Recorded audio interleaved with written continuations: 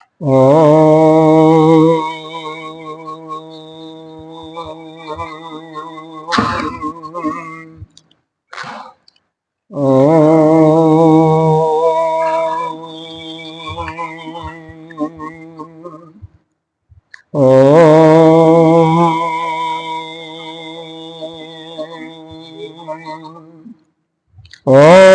भद्रं गणेशयामदेवा भद्रं पश्येमाक्षवीर्यजत्राः स्त्रियङ्गैस्तुष्टवांसस्तनूभिः व्यसेमहि देवहितं यदायुः। ॐ शान्तिः शान्तिः शान्तिः। ॐ स्वस्ति न इन्द्रो वृद्धश्रवाः स्वस्ति न पूषा विश्ववेदाः स्वस्ति नस्ताक्षर्यो अरिष्टनेमिः स्वस्ति नो बृहस्पतिर्दधात्। ॐ शान्तिः शान्तिः शान्तिः। शङ्करं शङ्कराचार्यं केशवं बादरायणं श्रोत्रभाष्यकृतौ वन्दे भगवन्तौ पुनः पुनः। ईश्वरो गुरुरात्मीति मूर्तिभेदविभागिनी व्योमवद्व्याप्तदेहाय दक्षिणामूर्तये नमः। अखण्डमण्डलाकारं व्याप्तं येन चराचरम् अदभदं दर्शितं येन तस्मै श्रीगुरुवे नमः। अज्ञानतिमिरान्धस्य ज्ञानाञ्जनशलाकया चक्षुरुन्मीलितं येन तस्मै श्रीगुरुवे नमः। गुरुर्ब्रह्मा गुरुर्विष्णु गुरुर्देवो महेश्वरः गुरुः साक्षात् परं ब्रह्म तस्मै श्रीगुरुवे नमः। त्वमेव माता च पिता त्वमेव बन्धुश्च सखा त्वमेव विद्या द्रविणं त्वमेव सर्वं मम देवदेव। गजाननं भूतगणाधीशेन कपिध्वजम्बो फलचारुभक्षणम् उमासुतं शोकविनाशकारकं नमामि विघ्नेश्वरपादपङ्कजम्। अनंत श्री विभूषित श्री 1008 पंचायती महानिर्वाणी अखाड़ा के वरिष्ठ श्रोत्रिय ब्रह्मनिष्ठ महामंडलेश्वर एवं उत्तर प्रदेश समाज के अध्यक्ष श्री सद्गुरुदेव भगवान के चरणों में कोटि कोटि नमन बंदन। निर्वाण पीठाधीश्वर 1008 श्री पंचायती महानिर्वाणी अखाड़ा के वरिष्ठ आचार्य श्रोत्रिय ब्रह्मनिष्ठ महामंडलेश्वर एवं बीकानेर राजस्थान के राजगुरु श्री सद्गुरुदेव भगवान के चरणों में कोटि कोटि नमन। स्वामी जी के चरणों में कोटि कोटि नमन बंदन अर्चन। यहाँ के अधिष्ठान देव भक्तजन संतजन मातृशक्ति सभी के अंतःकरण में विराजमान आत्मस्वरूप परमात्मा को नमन करते हैं। ये 51-52 कारिका का भाष्य नहीं हुआ था, तो कारिका पढ़ करके पहले भाष्य करते हैं। विज्ञाने स्पंदमाने वै न अभाषा अन्यतो भुवः न ततो अन्यत्र निष्पन्दात् न विज्ञानं विशन्ति न निर्गता ते विज्ञानात् द्रव्यता अभावयोगतः कार्यकारणात् अभावात् यतो अचिंतया सदैवते। देखो यहाँ पर जो है शब्दों का अर्थ थोड़ा सा समझना पड़ा, क्योंकि विज्ञान का अर्थ वास्तव में ज्ञान विज्ञान की जब हम चर्चा करते हैं तो ज्ञान का मतलब ज्ञान होता है, विज्ञान का शाब्दिक अर्थ में क्या होते हैं, अनुभव होता है। यही आपने पढ़ा होगा एकेडमिक क्लासेस में, विज्ञान का मतलब अनुभव। इसीलिए साइंस को जब हम विज्ञान कहते हैं तो यह पदार्थ द्रव्य गुण भौतिकी में क्या होता है, इनके एक दूसरे से करके इनका क्या अनुभव क्या मिलता है, इनका गुण क्या है और इनका अनुभव क्या है, उस अनुभव सहित इनका ज्ञान होता है। लेकिन यहाँ पर विज्ञान का शुद्ध ज्ञान का तात्पर्य है, वह शुद्ध ज्ञान विज्ञान में कौन है, वह ब्रह्म ही है। लेकिन प्रकरण के अनुसार विज्ञान का अर्थ कभी, क्योंकि पीछे भी देखा था आपने कि अविद्या के कारण ही हमें क्या होता है, आभास किस चीज का हो रहा है, द्वैत का अभाव, द्वैत का भास हो रहा है। कि जैसे औलाद है उसको हम जला रहे हैं मशाल को, और वैसे ही जैसे हम सीधा घुमा रहे हैं, टेढ़ा घुमा रहे हैं, गोल गोल घुमा रहे हैं, तो वैसे नाना प्रकार की आवृत्तियां बनती हैं। तो उसी प्रकार से विज्ञान में, विज्ञान का मतलब कहा जाए तो आत्मा ब्रह्म, लेकिन वह ब्रह्म यहाँ पर नहीं लगाएगा, क्योंकि वहां पर अविज्ञान नहीं है। अविज्ञान मतलब अविद्या, अविद्या किसमें है, जब वही जीव के रूप में है। जब हाँ, आपके अंदर, जब तक आपके अंदर अविद्या है, आप भी ब्रह्म हो, कोई अंतर नहीं है, इसी चीज को समझना है। लेकिन जब तक अविद्या है तब तक यह गोल गोल घुमाई दिखाई देगा, जब घुमाओगे तब इसमें हलचल होगा।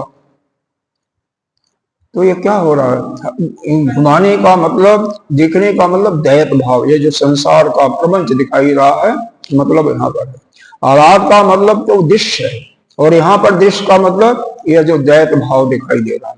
ठीक है, लेकिन वही दृश्य तो दिखाई देता है, दिखाई देता है, यहाँ भी दृश्य दिखाई देता है, तभी तो दोनों में समानता हुआ है ना। यहाँ पर दृश्य का मतलब एक से अलग अलग, तो द्वैत भाव हो गया, और वहां पर तो द्वैत अद्वैत का कोई मतलब नहीं। ठीक है ना। तो विज्ञाने अस्पंदमाने वही ना आभाषा, लेकिन वही जब अविद्या आपकी समाप्त हो गई तो आप शुद्ध आत्मा के रूप में हो गए, तो वहां पर विज्ञान का अर्थ हम आत्मा ब्रह्म से ही लगाएंगे। तो एक ही शब्द का अर्थ अलग अलग प्रकरण में, प्रकरण के अनुसार अलग अलग लगेगा, तो इसमें कोई संदेह मत कीजिएगा, बस यही है। तो इसका अर्थ बता दिया गया था कल कारिका का, विज्ञाने अस्पंदमाने वही न अभाषा अन्यतो भूहत, विज्ञान के स्पंदित होने पर भी उसके आभास, जो उसमें आभास हो रहा है, किसी अन्य कारण से नहीं हो रहा है, बल्कि वह जो आभास की प्रतीति हो रही है वह अविद्या मात्र से हो रही है। दैत की जो आपको दिखाई दे रहा है, प्रपंच जो आपको दिखाई दे रहा है संसार में, केवल अविद्या के कारण ही दिखाई दे रहा है। जैसे जब उस औलाद को या मशाल को हम बिल्कुल उसमें स्पंदन रहित कर देते हैं, तो किसी चीज के कोई भी दृश्य हमारे सामने नहीं दिखाई देता। उसी प्रकार से जब अविद्या का नाश हो जाता है उसी आत्मा के अंदर, यानी जीव के अंदर, यहाँ पर जीव के अंदर ही अविद्या है, तो जीव के अंदर जब विद्या का नाश हो गया तो वह ब्रह्म विज्ञान में बन गया, और जब ब्रह्म बन गया तो उसमें किसी चीज का कोई स्पंदन नहीं होता है। तो यह जो द्वैत है, जैसे यह कहीं से बाहर से नहीं आ रहा है, इसको यह कहना चाहते हैं, द्वैत की जो हमें दिखाई दे रहा है, न कहीं बाहर से आ रहा है और न तो आत्मा में ही समा रहा है। जैसे औलाद का स्पंदन जब वह कहां से आ रहा है, वह कहीं बाहर से नहीं आ रहा है, उसी के घूमने से वहीं से मालूम हो रहा है ना। उसी प्रकार से यह द्वैत की जो सृष्टि हमें दिखाई दे रही है, नाना प्रकार के सुंदर सुंदर भागी के सुंदर सुंदर पुरुष स्त्री इत्यादि, वह कहीं बाहर से नहीं आ रहे हैं, वो हमारे चित्त की एक उपज है और कहीं से कुछ नहीं है। हाँ, व्यवहार जगत में निश्चित रूप से है, लेकिन परमार्थिक दृष्टि से उसकी कोई उत्पत्ति नहीं है। यह कहना यही चाहते हैं कि परमार्थिक दृष्टि से किसी सत्ता की उत्पत्ति होती ही नहीं। न ततो अन्यत्र निष्पन्दात् विज्ञानम विसंधि, और न उसका जब हमें ज्ञान हो गया तो उस आत्मा के अंदर से यह जो दैत भाव कहीं जाता नहीं है, और न तो उसके अंदर ही जाता है। जैसे स्पंदन हुआ, जिस समय हमें अविद्या है तो दैत दिखाई पड़ा, और जब ज्ञान हो गया तो दैत शांत हो गया। दैत की दृष्टि हमारे पास नहीं है, किसकी होती है?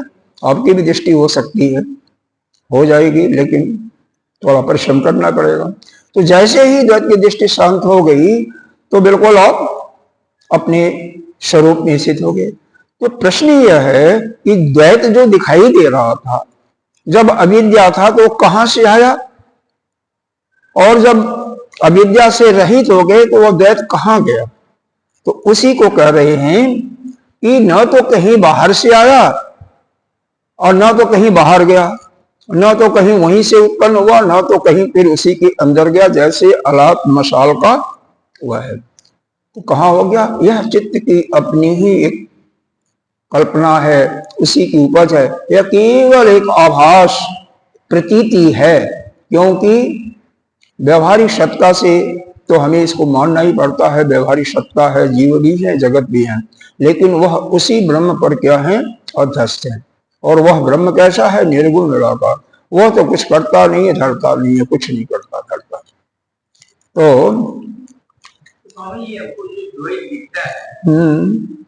तो उसको हमको कार्य रूप देखना चाहिए ना?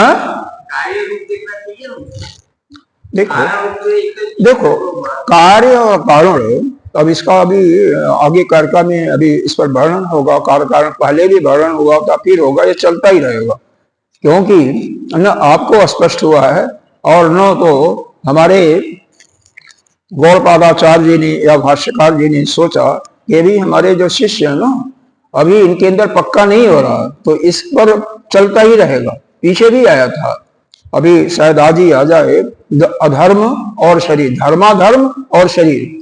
धर्माधर्म हेतु है या शरीर फल है, या शरीर धर्म हेतु है और कारण है, और कार्य जो है धर्म धर्म। तात्पर्य यह है कि पहले शरीर पैदा हुआ तो उसके बाद धर्म और धर्म हुआ, वास्तव में ही होता है। लेकिन फिर यह भी तो है, धर्म अधर्म से ही शरीर की प्राप्ति होती है जोनि की। तो कौन पहले? यह चलता ही रहेगा। पीछे भी एक बार खूब डिस्कशन हुआ था, लेकिन निचोड़ कहिए तो बस आवासी करके ही समाप्त कर दिया था, और अनवर्चनीय करके समाप्त कर दिया गया था। और यहाँ पर भी अवर्चनीय अनवर्चनीय करके ही समाप्त किया जाएगा, क्योंकि यह कब से सृष्टि उत्पन्न हुई कुछ पता नहीं है, यह अनादि काल से चला आ रहा है। मेरा सवाल ऐसा है कि हमको ये जो द्वैत दिखता है अज्ञान के कारण, वो भी अज्ञान के कारण, लेकिन जो भी द्वैत है वो कार्य रूप है ना, कार्य रूप ही हमको कार्य रूप है, कार्य रूप है, कार्य रूप है। कारण दिखती है। हाँ, कारण तो वही ब्रह्म है, कारण तो ब्रह्म ही है ना, लेकिन उसमें आभासी, क्योंकि इसमें कुछ हो नहीं सकता तो आभासी सत्ता इसीलिए है ना, क्योंकि वह तो कारण हो नहीं सकता किसी का, इसीलिए आभासी यहाँ पर दिया गया, और वो भी अध्यस्त माना गया है। तो न निर्गता से विज्ञान, विज्ञान से यानी आत्मा से उस द्वैत का कहीं बाहर जाना भी नहीं होता। न निर्गता, निर्गता माने जाना, कि उसमें से कहीं बाहर नहीं जाता। द्रव्यत्वात् भावयोगतः, और क्यों? क्योंकि द्रव्य का अभाव जोग हो जाता है। द्रव्य किसे कहते हैं? यह बताया था कि जिसमें कम से कम दो चीजें हों, परिणाम हो, क्रिया हो और गुण हो, तो उस आत्मा के अंदर न तो क्रिया है और न तो गुण है, कुछ भी नहीं है, क्योंकि वह निर्गुण निराकार जो ब्रह्म है वह क्या है? निर्गुण है, निष्क्रिय है, कुछ भी नहीं है। तो उसके अंदर द्रव्य जो माना गया है आत्मा के अंदर, आत्मा और वह जो ब्रह्म ही की है, कोई अंतर नहीं है। तो आत्मा के अंदर भी द्रव्यत्व का अभाव है, उसको आप द्रव्य नहीं मान सकते हैं। सांख्य दर्शन ने, यह भी याद रखना चाहिए कि सांख्य दर्शन ने आत्मा को द्रव्य माना है। तो हर एक दर्शन अलग अलग करके लाता है। वेदांत उसको द्रव्य नहीं माना है, कारण हर एक का अलग अलग है। कि वेदांत जो कहता है, क्योंकि वह आत्मा जो है निर्गुण निराकार है, उसमें कोई क्रिया नहीं होती, कोई गुण नहीं है, तो इसलिए द्रव्य नहीं हो सकता है। क्योंकि द्रव्य का परिभाषा यही होता है जिसमें कम से कम क्रिया और गुण भी हो और क्रिया भी हो, लेकिन उसके अंदर न तो क्रिया होती है न तो गुण होता है, इसलिए वह द्रव्य के अंतर्गत नहीं उसको ला सकते हैं। सांख्य दर्शन का कहना यह है कि वह पुरुष एक नहीं मानता, वह अनेकों पुरुष मानता है।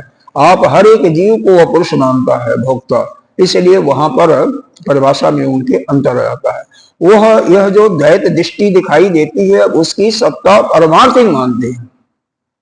यह जो हम केवल व्यवहार में मानते हैं वह परमार्थिक दृष्टि से मानते हैं, इसलिए उसमें बहुत जमीन आसमान का अंतर हो गया। और उसी का खंडन भी चल रहा है, खंडन चलता है, कोई न कोई प्रश्न आ जाता है, चलता रहता है और अंतिम तक चलेगा ही। क्यों? यह द्रव्य का अभाव होने से भावनिक कारका में जो लिखा हुआ है कि वह द्वैत कहीं जाता नहीं है। क्यों? कि कार्य कारण अभावात, उसमें कार्य भी नहीं है कारण भी है, इन दोनों का अभाव है।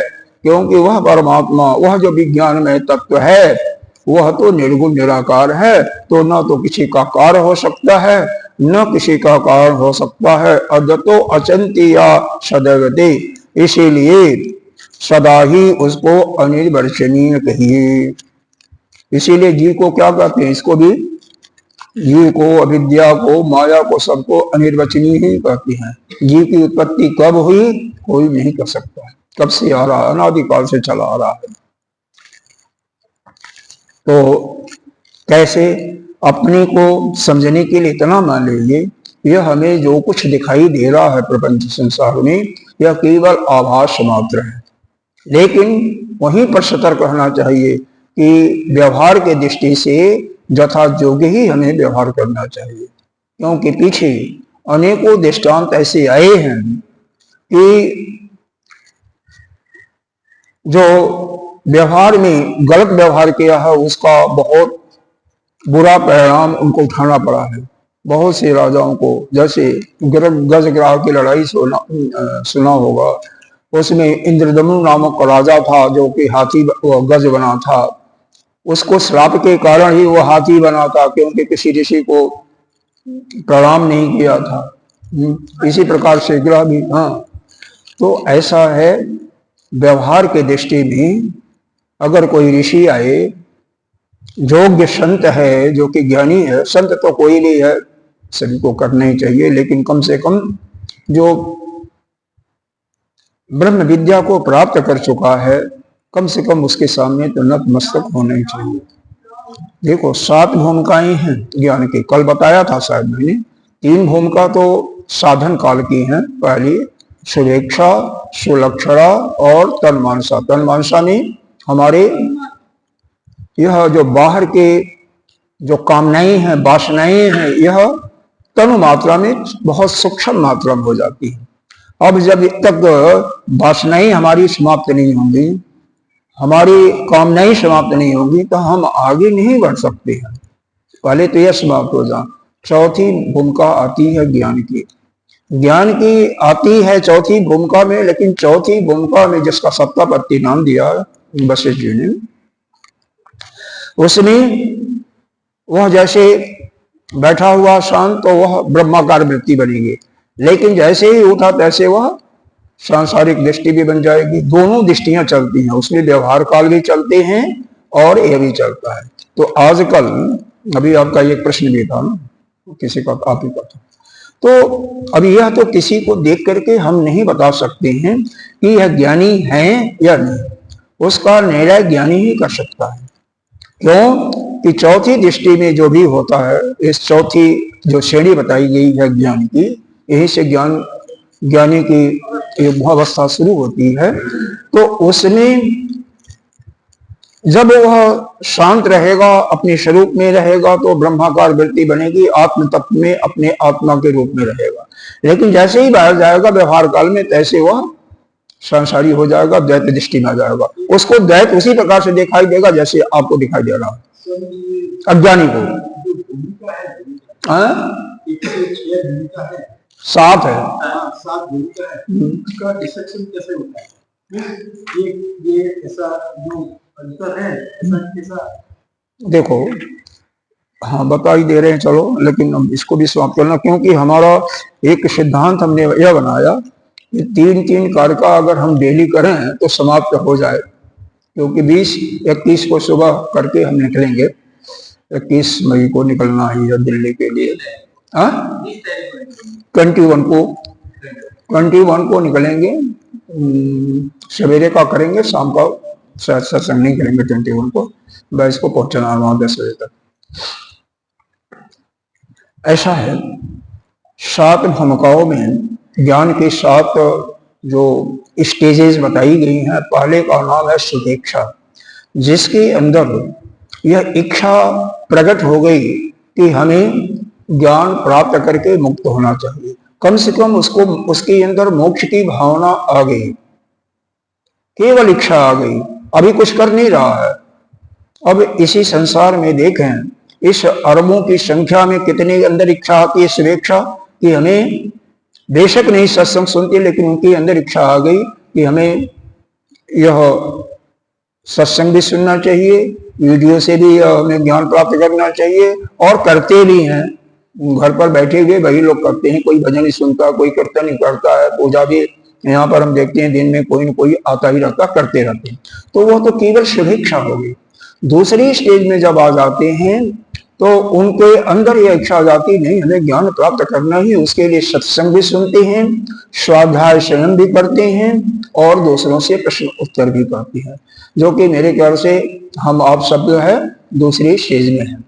तीसरी स्टेज में यही सत्संग सुनते सुनते और ध्यान की क्रिया करते हुए, पूजा अर्चन इत्यादि करते हुए, उनका जो यह द्वैत भाव होता है, यह जो उनके अंदर कामनाएं होती हैं संसार की, वह संसार की कामनाएं क्षीण बहुत हो जाती हैं, होती हैं, बीज रूप से समाप्त नहीं होती हैं, लेकिन वह एक प्रकार से दबी सी रहती हैं।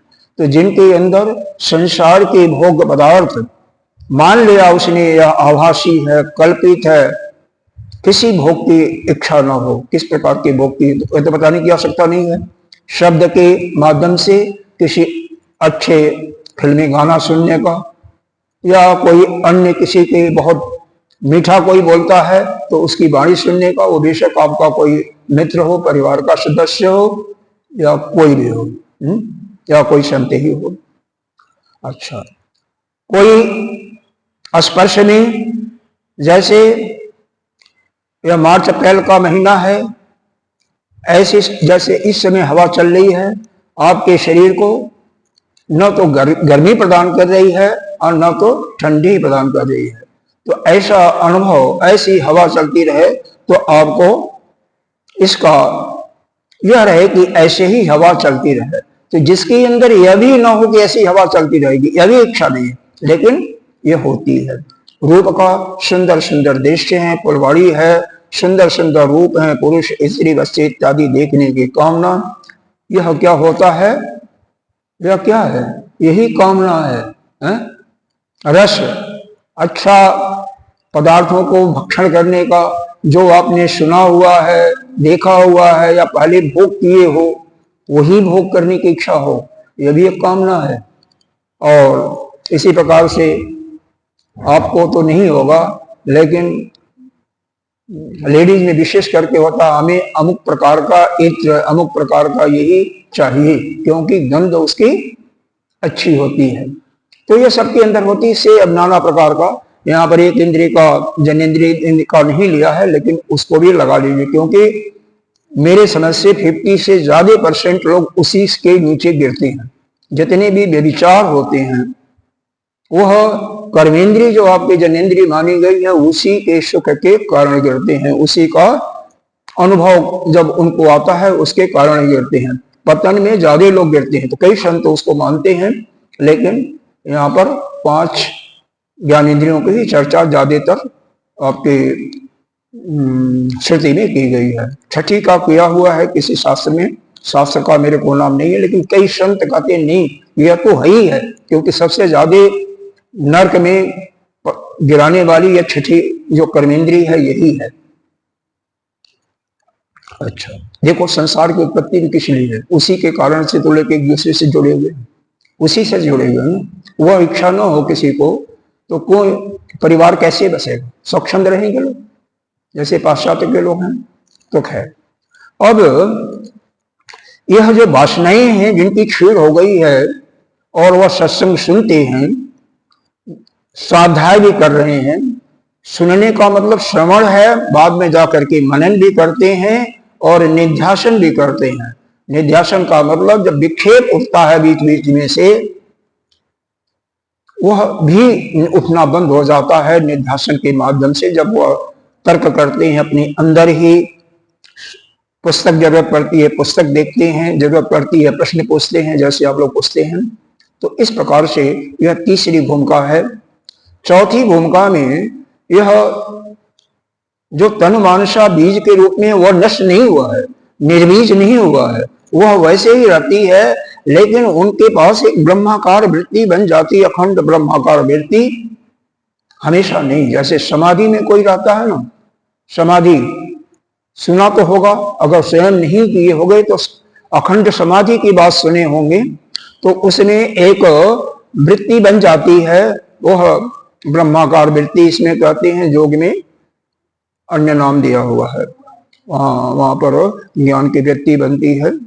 तो खैर कोई भी वृत्ति बने, भक्तों के सामने वह भगवताकार वृत्ति बनती है, अलग अलग वृत्तियां बनती है, लेकिन वह वृत्ति निरंतर 24 घंटे नहीं रहती है। निरंतर 24 घंटे जिनके पास नहीं रहती है, बीच में जब से अब कथा सुना रहे हैं तो भाई अब दैत्य में आ गए, तो वह क्या आ गई? सांसारिक वृत्ति आ गई।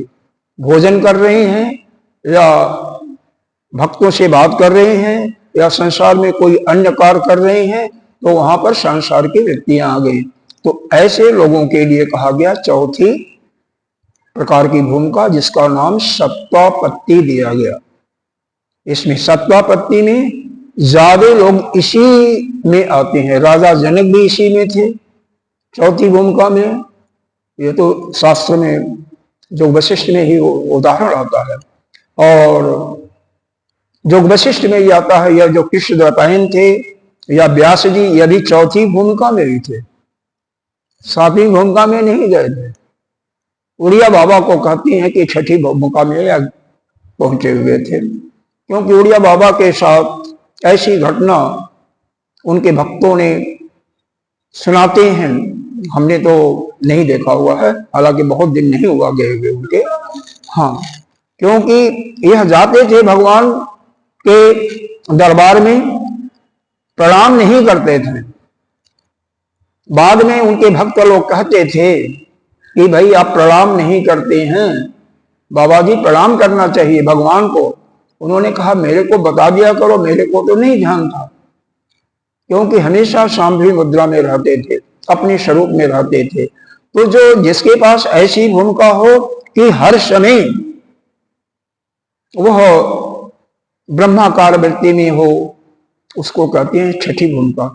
पांचवी में ज्यादातर वह ब्रह्माकार वृत्ति में रहते हैं, लेकिन कभी कभी वह इस संसार की वृत्ति में भी, दैत भाव में भी आ जाते हैं, जिससे थोड़ा बहुत व्यवहार करते हैं।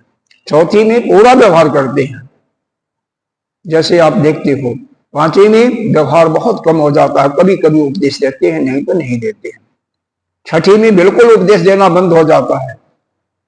भोजन इत्यादि भी उनके भक्त लोग या उनके जो प्रिय हैं खिला दिया, या जो कुछ काम करवा दिया, ठीक है, नहीं कर पाते हैं। सातवीं भूमिका में छठी का नाम है पदार्थ भावना, सातवीं का भाव है तुरीयावस्था नाम है, उसमें कुछ भी नहीं होता, भोजन निगल भी नहीं सकते, ज्यादा दिन तक जिंदा में रहते, 20-25 दिन कहते हैं, उसके बाद वो चले जाते हैं। तो मोटा मोटा यह रखो कि ज्ञान की यह 4 भूमिकाएं हैं। चौथी भूमिका में दोनों वृत्तियां बनती हैं, ब्रह्माकार वृत्ति भी और सांसारिक वृत्ति भी, द्वैत वृत्ति भी बनती है। लेकिन वह ब्रह्माकार वृत्ति में हमेशा नहीं रहते हैं, द्वैत वृत्ति में भी रहते हैं, उसमें भी रहते हैं जिसमें प्रचार प्रसार भी करते हैं, ज्ञान का प्रचार यह भी तो वृत्ति है। 5वें में ब्रह्माकार वृत्ति ज्यादा बनती है, 60-70% समझो। बहुत कम समय द्वैत में आते हैं, थोड़ा बहुत उपदेश दे देते हैं, वो भी कोई प्रश्न पूछा तो उसको दिया, नहीं तो नहीं दिया, कम से कम करते हैं। 6ठी भूमिका में उपदेश देना बिल्कुल समाप्त, जीवन निर्वाह भी उनका दूसरों के ऊपर ही निर्भर हो जाता है और हमेशा सामूहिक मुद्रा में रहते हैं।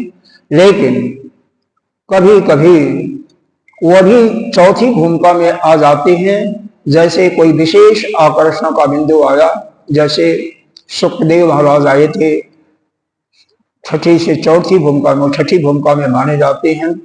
जब उनके पिता स्वयं वेदव्यास जी ने 4 शिष्यों को भेज करके भगवान के भागवत के कुछ श्लोकों का वर्णन सुनाया तो 4थी भूमिका में आ गए और उनको उस भागवत को सुनने का विचार हुआ तो आकर के वेदव्यास जी से सुने और बाद में राजा परीक्षित को सुनाए भी। वो तो कहते हैं भगवान की आज्ञा के अनुसार सुनाए थे, तो खैर सुनाए थे, नहीं तो वो किसी को सुनाते नहीं है।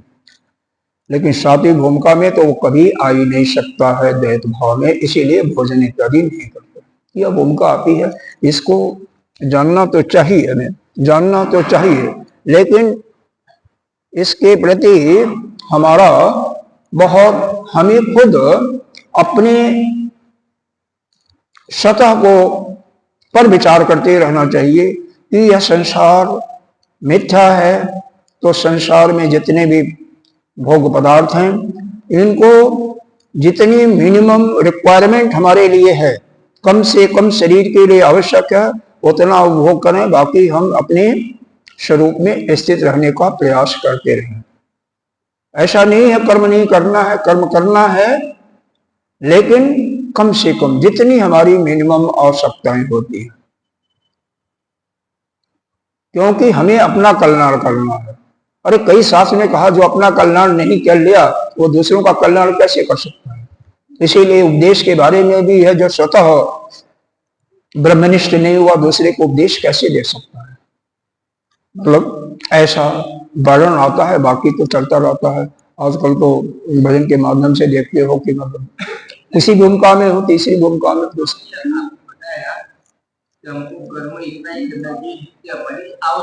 हाँ उतना तो चाहिए, लेकिन हमारी आवश्यकता कितनी है वो तो पता ही नहीं। उन्हें कुछ नहीं है। अब हमने देखा, देखो हम कैसे, मैं बता रहा हूं, जैसे एक अकेला आदमी है, बॉम्बे में हमारे आश्रम में ही है, बहुत, अब जैसे मैं नहीं गया तो उसको चाहिए, तो बहुत मिनिमम किसी को हमने भेजा था, सिर्फ थोड़े से पैसे में उसने कहा इतना ही चाहिए, और मान लो मतलब टोटल 3 के अंदर ही काम चल जाता है। तो इतना क्या है, इससे ज्यादा क्या है। और जिसके बच्चे बड़े हो गए उसकी आवश्यकता थोड़ी है, उनके लिए सोचना उसका काम नहीं है। अब नहीं वह सारे संसार के लिए सोचो तो वह तो आप उस ज्ञान की भूमिका में जा ही नहीं सकते कभी। या नहीं संसार का त्याग कर दिया तो क्या कर सकते हो। संसार का अगर त्याग कर दिया तो भिक्षावृत्ति है, उसमें सन्यासियों के लिए है। तो जो संसार का त्याग कर दिया, वस्त्र कोई आवश्यक नहीं है, लेकिन यह कि बिना वस्त्र के तो वो भी नहीं होता, तो उस रूप में आ जाओ तो किसी की जरूरत नहीं है। लेकिन वैसे भी तो इतना मिनिमम जो रिक्वायरमेंट होती है शरीर के निर्वाह के लिए, 2 कपड़े या 3 कपड़े मैक्सिमम, और 2 टाइम या 1 टाइम का भोजन आगे चल करके नहीं होता है, उसके लिए बहुत ज्यादा जरूरत नहीं पड़ती है। बाकी जितना फैलाव संसार में, अब कोई कहे कि नहीं हम संसार को ही सुधारेंगे, सबके लिए जितने तीर्थयात्री हैं उनके लिए पानी की व्यवस्था, भोजन के, तो वो तो फिर असीमित हो जाए, अपने परिवार के लिए बढ़ता जाता है। हाँ, व्यवहार छोड़, व्यवहार तो बिल्कुल बंद करना पड़ेगा ना। व्यवहार ही भाषी सत्ता, उसी को बंद करना है। लेकिन चलिए कोई बात नहीं, और चल ज्यादा चक्कर हो गया चिंता। चलो, अलातेन समानम सर्वम विज्ञान से, पूरा विज्ञान का, देखो विज्ञान का मतलब वह आत्मा, आत्मा के अंदर जो कुछ प्रतीति होता है कैसे लेना चाहिए, जैसे जलता हुआ मशाल अलात के समान ही विज्ञान को समान जानना चाहिए। क्यों? देखो, आप जैसे अलात के अंदर प्रतीति होती है नाना प्रकार के दृश्यों की, उसी प्रकार से आत्मा में भी यह जो दैत भाव दिखाई देता है वह प्रतीति होती है, आभासी होती है। एक तो यह समानता हो गई। हमारे अंदर जो दैत संसार दिखाई दे रहा है, हम मान लीजिए शुद्ध आत्मा है, लेकिन फिर भी दैत दिखाई दे रहा है, तो वह उसी प्रकार से दिखाई दे रहा है जैसे अलात या मशाल का जलता हुआ घुमा रहे हो। जैसे मशाल का घुमाना बंद हो गया, उसमें कोई भी दृश्य नहीं दिखाई दे रहा है, उसी प्रकार से जैसे ही हमारा अज्ञान नष्ट हो गया, अज्ञान की निवृत्ति हो गई, तो हमारे सामने कोई भी द्वैत का प्रपंच नहीं दिखाई देता। या सुषुप्ति अवस्था मान लो, सुषुप्ति अवस्था में यानी गाढ़ी निद्रा में आपको संसार आपको नहीं दिखाई देता है, सारी वृत्ति शांत होती है। इसीलिए यह विज्ञान का, यह आत्मा का इस अलात से समानता है। एक पे दृष्टि हो गया। सदा अचलत्वम तो विज्ञान विशेष, इसमें और दूसरी बात है उत्पत्ति भी मानते हैं। तो उत्पत्ति न तो उत्पत्ति क्या होगी, मशाल की उत्पत्ति क्या होगी, दीपक का जलाना होगा। और इसके अंदर जो यह व्यवहार दृष्टि से दिखाई देता है, दोनों में समानता मान सकते हो, आभासी सत्ता। सदा अचलत्वम तो विज्ञान विशेष, लेकिन यह आत्मा जो हमेशा अचल है, अजन्मा है, ऐसा पीछे बताया गया था।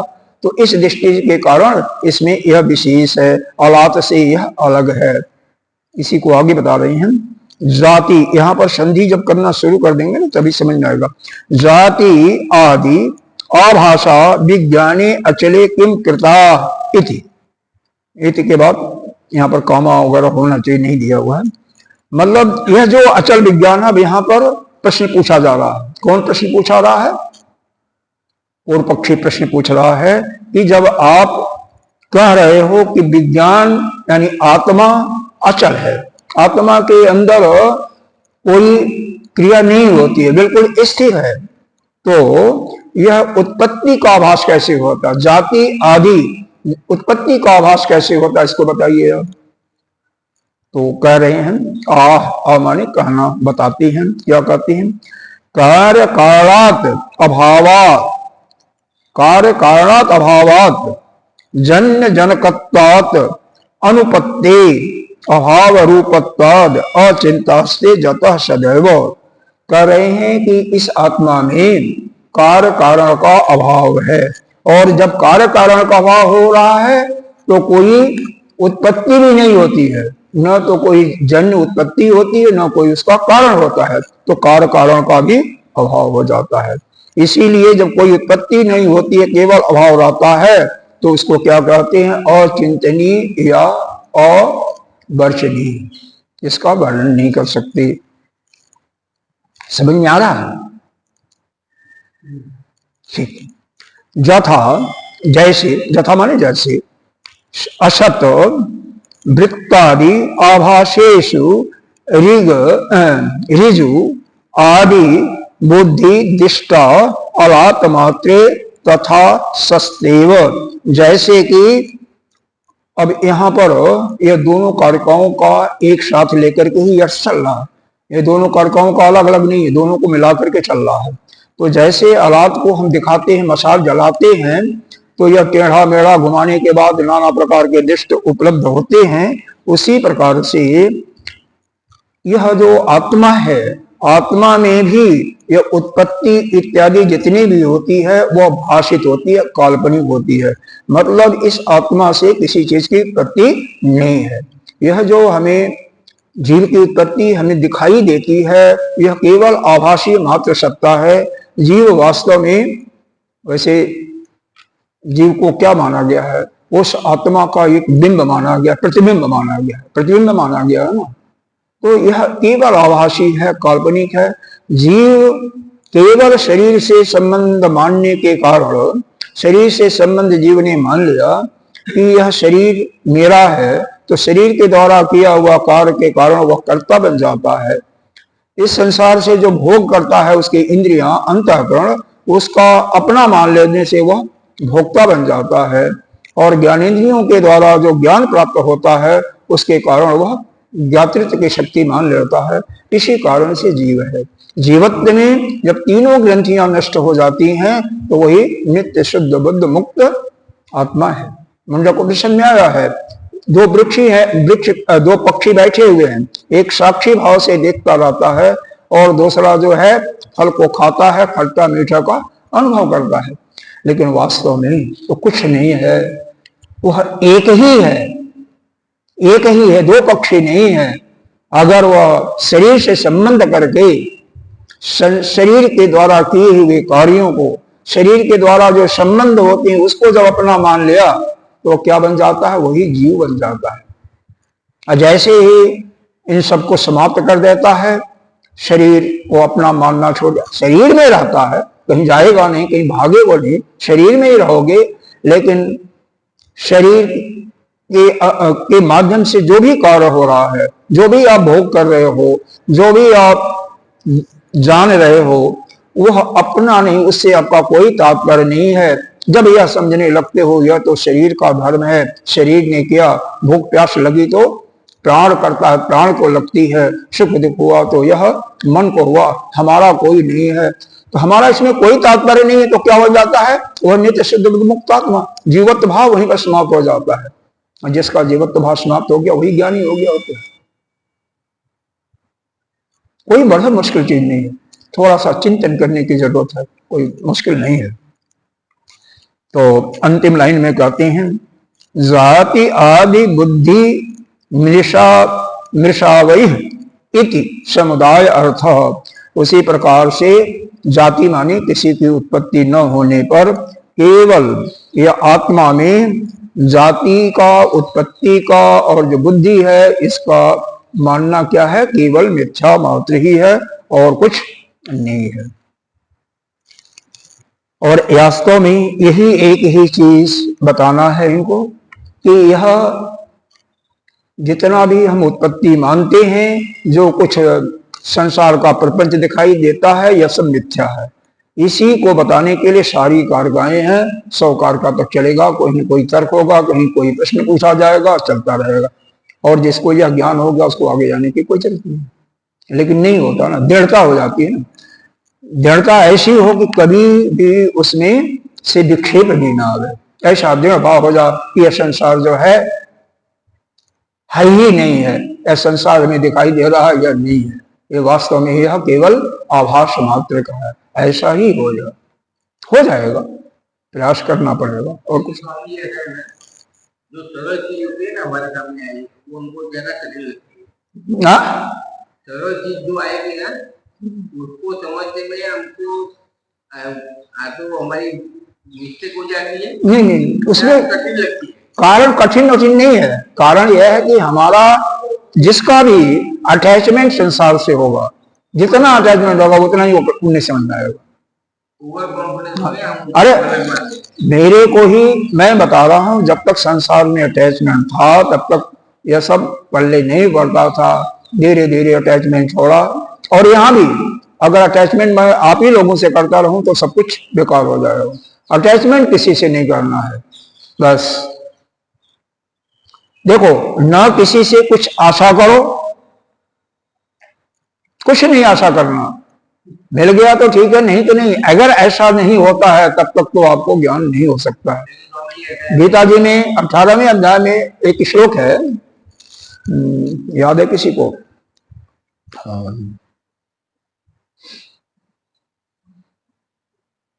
नहीं याद आ रहा, बताऊंगा। नाम का जो पक्षी है ना, वो इतना होशियार है ना, यहाँ जगेगा तो दूसरी जगह बैठेगा, वहां जगेगा तो दूसरी जगह बैठेगा, हमको पता भी नहीं चलता कहाँ बैठ गया। वो ऐसे ही होता है। यह अभ्यास काल में, इसको साधना काल कहते हैं। साधना काल में ऐसे चलता है, धीरे धीरे धीरे धीरे अभ्यास जैसे ही तगड़ा होता जाएगा। ध्यान आप लोग किया करो, बिना ध्यान के कुछ नहीं होता। हमने कल किसी को ध्यान में नहीं कुछ तो चिंतन ही करो। हमने कल किसी को सुना तो ऐसा बोला कि हमको संसार से कोई अटैचमेंट नहीं है, लेकिन जो मेरा होता है ना वो मुझे बहुत अच्छा लगता है, उसको साथ में लेके घूमने की इच्छा होती है। धीरे धीरे करो। देखो, जैसे मान लो आप 4 रोटी खाते हो, शरीर आपका ठीक है, वेट थोड़ा सा बढ़ गया, कोई कहता है कि भाई थोड़ा कम खाओ, तो कम खाने का मतलब अगर एक ही रोटी खाना कर दोगे शुरू, या बिल्कुल कर दोगे तो आपका नुकसान हो जाएगा, शरीर अस्वस्थ भी हो सकता है। लेकिन 4 से अगर 3 करते हो, 3.5 करते हो, धीरे धीरे कम करते हो, फिर बाद में 2 करते हो, तो फिर कोई फर्क नहीं पड़ेगा और आपका स्वस्थता भी बढ़ेगा, आपका जो एक्सेस वेट है वो भी घट जाएगा और आप आगे उसी प्रकार से इसको भी धीरे धीरे ही अभ्यास से नित्य निरंतर धीरे धीरे संसार से अटैचमेंट डिटैच करना है। एक बैक नहीं करना है। एक बैक हो जाता है तो वेल एंड गुड, लेकिन नहीं होता तो धीरे धीरे इधर करना और भगवान में भक्ति। जहां से जितना उधर प्रेम है उतना ही उधर बढ़ा देना बस। सबसे ज्यादा क्या कठिन है, ये अटैचमेंट नहीं आने का कारण ऐसा है कि हम हमको पूरा गॉड बनाते हैं, हम हमको ही उल्लू बनाते हैं। उसमें क्या है कि संसार हमको इतना परेशान नहीं करता कि जितना हमने हमारी खुद की हमको परेशान कर रहा है। तो वही तो निकालना है उसको। अभी आपने बताया कि अगर आपको खाना कम करना है, 4 रोटी में से 2 रोटी करना है तो वो धीरे धीरे करो। लेकिन हम क्या करेंगे, 2 रोटी करेंगे लेकिन चावल बढ़ा देंगे तो वो तो गड़बड़ हो गया। टोटली से बताना। चलो कोई बात नहीं, तो ये है ना हमारा खुद का प्रॉब्लम है। चलो ठीक है, वो तो अलग है। आजम एकम संगति दे रहे हैं इसके कारण से। इस ये द्वैत भाव है, इसके अंदर से जो हुआ स्पंदन, आलाप का जो मेन अंग है स्पंदन, वो स्पंदन वो आलाप भी बनाता है, ऐसा भी कहता है। तो जो स्पंदन का उद्भव स्थान, स्पंदन का उद्भव स्थान समझे कि अपने स्पंदन हुआ उसका समझो कि उसको अपने सोचा कि किधर से आया, उद्भव स्थान पहुंचते हैं, उसको सूखते हैं, तो वो उद्भव स्थान कैसा क्या है? जब तक आपका अज्ञान आपके अंदर रहेगा, अविद्या रहेगी, तब तक यह द्वैत भाव दिखाई देता रहेगा। अविद्या क्या है? अविद्या यही है कि यह जगत सत्य है, यह क्या बोलता है, यह हम सब सत्य हैं, हम, यह मैं हूं, यह मेरा है, यह आप हैं, यह आपका है। यह भावना जब तक रहेगी तब तक यह स्पंदन होता रहेगा। कोई इसमें स्पंदन उत्पन्न होने का कैसा होता है वो मेरे को जानना। कैसा होता है? यह जो द्वैत दिखाई दे रहा यही स्पंदन है और कुछ नहीं है। यह जो प्रपंच दिखाई दे रहा सारा संसार अलग अलग सुंदर सुंदर, यही आपका स्पंदन है। इसे आत्मा के अंदर यही स्पंदन है। लेकिन जब इसको आभासी मानने लगोगे, काल्पनिक मानने लगोगे तभी वो ठीक हो जाएगा। लेकिन कब मानोगे? जब ज्ञान की उत्पत्ति हो जाएगी। ज्ञान क्या है? ईशावास इदम सर्वम जत किंचित जगत्याम जगत। इस संसार में जो कुछ है एक ही आत्मा और कुछ नहीं है। यह जब इतना दृढ़ हो जाएगा कि यह अरे अपना पराये का जब तक भेद नहीं समाप्त होगा तब तक नहीं होगा। बहुत ऊंची चीज है। कुछ नहीं है लेकिन बहुत कुछ भी है। दोनों बातें हैं।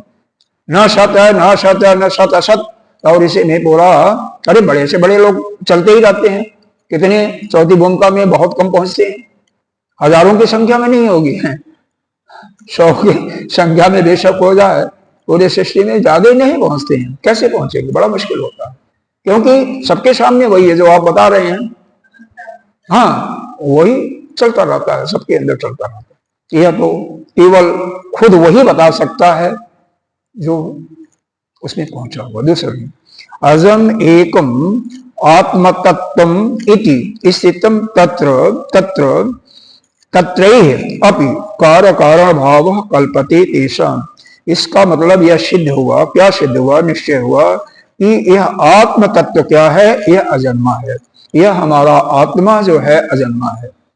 अरे पहले ही श्रुति बता दिया गया था, लेकिन यह क्यों बारंबार कहा जा रहा? इसीलिए कि जो जिनकी मंद बुद्धि है, जो संसार में फंसे हुए हैं, दैत को मान रहे हैं, वो भी इसको माने कि आत्म तत्व का जन्म नहीं, आत्मा का जन्म नहीं होता है। बस इसी को करने के लिए सारा यह सुनाया जा रहा, और कुछ नहीं है। जिससे जिनकी जैसी भी बुद्धि है, धीरे धीरे उसको अपने अंदर पक्का करते जाएं, दृढ़ करते जाएं, और कोई नहीं है। नहीं क्या तो पहले सिद्ध हो चुका है, तो नया चीज नहीं बताया जा रहा। पुरानी चीज को अलग अलग उपायों से, अलग अलग प्रकार से बात करके उसी को दृढ़ता दिया जा रहा है कि यह आत्मा का जन्म नहीं होता। यह पहले बहुत पहले ईशावास उपनिषद में बता दिया गया, तो फिर क्या जरूरत है? लेकिन नहीं, इसी में जो पाला आगम प्रमाण में बता दिया गया कि अजन्मा है जी, तो फिर बताने की क्या जरूरत है? लेकिन नहीं, पक्का नहीं हो रहा ना। अगर आपको पक्का हो गया तो बाकी को तो नहीं हुआ है। तो ज्यादा से ज्यादा लोगों को दृढ़ हो, जो दैत मत को मानने वाले उनको हो जाए, तो इसीलिए कहा जा रहा है। तो उसमें जो लोग कार्य कारण भाव तत्र ही अपि, उसके अंतर्गत जो कार्य कारण का भाव की जो कल्पना करते हैं, उनके मत में भी क्या है? आगे का श्लोक है, मतलब आत्मा का तो जन्म नहीं होता। ठीक है, यह निर्विवाद, यह सिद्ध हो गया। लेकिन अभी आगे और चलता रहेगा। लेकिन फिर भी उसमें जो आत्मा में कार्य कारण का भाव का जो कल्पना करते हैं, उनके लिए फिर अगले कार्य का दी जा रही है। द्रव्यम द्रव्यस्य हेतु शात अन्यत अन्यस्य च हि। इसको दोबारा पढ़ेंगे। द्रव्यम द्रव्यस्य हेतु शात अन्यत अन्यस्य च हि। द्रव्यत्वम अन्य भावो वा धर्माणाम उपपद्यते। धर्माणाम का अर्थ है आत्मा। धर्माणाम, अब यहां पर आप कह सकते हो, यह प्रश्न पूछा जा सकता है कि आत्मा एक है तो धर्माणाम बहुवचन में क्यों कहा गया? तो ऐसा है कि इसलिए कहा गया कि यह अलग अलग शरीरों में विख्यात है और लोगों के अंदर द्वैत भाव ही घुसा हुआ है, इसलिए ऐसा कहा गया है। नहीं तो आत्मा तो एक ही है। अच्छा, तो द्रव्यम यहाँ पे धर्माना जीवात्मा की बात, हाँ आत्मा की, हाँ जीवात्मा की बात, यही तो बदलता रहता है ना, जगह जगह आत्मा ही कहेंगे। हाँ, द्रव्यम द्रव्यस्य हेतु, यहां पर यह दे रहे हैं कि एक द्रव्य का कारण द्रव्य ही हो सकता है और शात हो सकता है, अन्य च ही, और वो भी अन्य द्रव्य का अन्य द्रव्य ही कारण हो सकता है। मतलब जैसे घड़ा है, तो घड़ा का कारण मिट्टी होगा, घड़ा नहीं हो सकता है। उसी को कह रहे हैं द्रव्यम द्रव्यस्य हेतु। द्रव्य जो है द्रव्य का कारण होता है, द्रव्य का कारण कोई द्रव्य ही हो सकता है, लेकिन वही द्रव्य नहीं, कोई अन्य द्रव्य होगा, वही द्रव्य नहीं होगा। जैसे घट का कारण घट स्वयं नहीं होगा बल्कि मिट्टी होती है, पट का कारण पट स्वयं नहीं होगा बल्कि कपास होगा। तो इस प्रकार से इसको बताया जा रहा। उसी प्रकार से द्रव्यत्वम अन्य भाव व धर्माणाम न उपपद्यते, चूंकि आत्मा में, आत्मा द्रव्य नहीं है, पहले बता दिया गया, क्योंकि इसमें न तो कोई गुण है और न तो कोई क्रिया है। जिसके अंदर गुण और क्रिया नहीं होती वह द्रव्य नहीं होता। पहले बताया था, शुरू में आज ही बताया था, आज भी बताया था। तो क्योंकि आत्मा में द्रव्य का अभाव है और अन्यत्व का भी अभाव है, क्योंकि जब द्रव्य है नहीं तो दूसरा द्रव्य भी नहीं हो सकता है। इसलिए यह द्रव्यम अन्य भाव व धर्माणाम न उपपद्यते, तो आत्मा में या बहुत से आत्माओं में इसीलिए कहा गया जितने भी जीव के अंतर्गत आत्मा होती एक ही है, लेकिन ऐसा मान लो कि उनके अंदर न तो द्रव्य है और न तो अन्यत्र की उत्पत्ति हो सकती है। इसलिए जब उत्पत्ति नहीं होगी तो क्या होगा?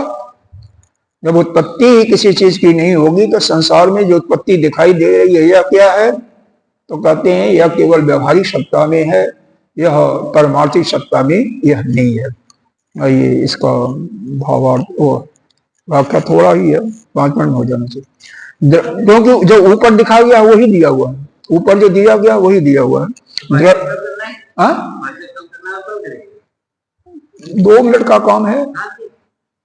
द्रव्यम द्रव्यशात अन्यास हेतु, अन्य द्रव का कारण अन्य द्रव ही हो सकता है, किसी द्रव का कारण कोई अन्य द्रव ही हो सकता है। स्यात् न तु तस्यैव तत्, उस द्रव्य का कारण वही नहीं होगा।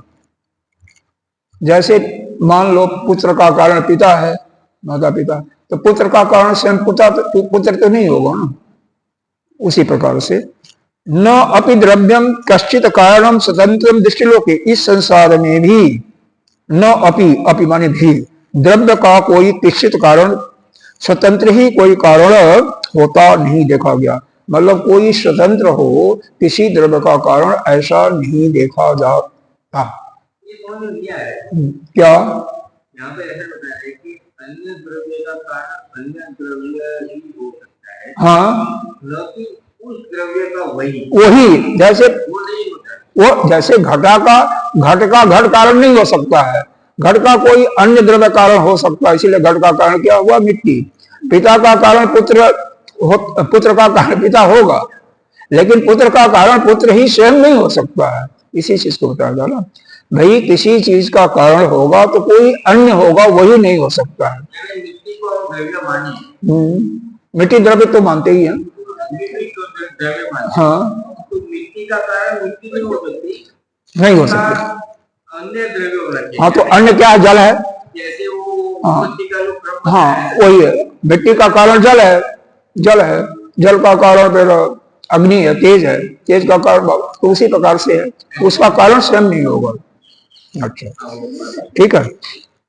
न अपि द्रव्यम कश्चित कारणम स्वतंत्रम, इस संसार में भी हमने यह नहीं देखा कि कोई द्रव्य का कारण स्वयं हो, स्वतंत्र हो। स्वतंत्र तभी होगा जब स्वयं कारण हो।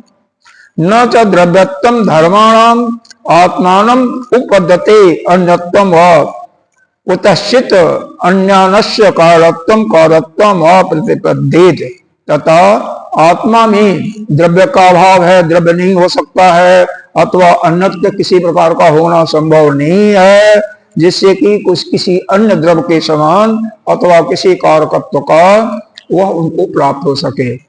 इसीलिए न कश्चित कार्यम कारणम कारणवाद इति अर्थ, इसीलिए इस आत्मा के अंतर्गत किसी न तो द्रव्य है यानी अद्रव्य हो गया, और किसी का कारण अन्य किसी का भी कारण नहीं हो सकता है। मतलब आप कहने का पूरे इस 4 लाइनों का 6 लाइनों का जो दिया हुआ है, यह आत्मा किसी, क्योंकि द्रव्य नहीं है अद्रव्य है, तो यह किसी का भी कारण नहीं हो सकता है, क्योंकि इसमें अवयव ही नहीं है। जो अवयव वाला होता है वही किसी का कारण हो सकता है ना। जैसे शरीर से यह हाथ है, अवयव है, यह कार्य किया, आत्मा में तो कुछ ही नहीं है। इसीलिए आत्मा न तो किसी का द्रव्य अद्रव्य है, और द्रव्य होने के कारण किसी का कारण हो सकता है कारण, और न तो किसी अन्यत्र ही किसी का कारण हो सकता है। बस इतना ही इसका कर्ता का अर्थ है। ओम पूर्णमिदः पूर्णमिदं पूर्णात् पूर्णमुदच्यते पूर्णस्य पूर्णमादाय पूर्णमेवावशिष्यते। ओम शांति शांति शांति। हरि ओम श्री गुरु हरि वंदो पुनः पुनः ईश्वरो गुरुरात्मेति।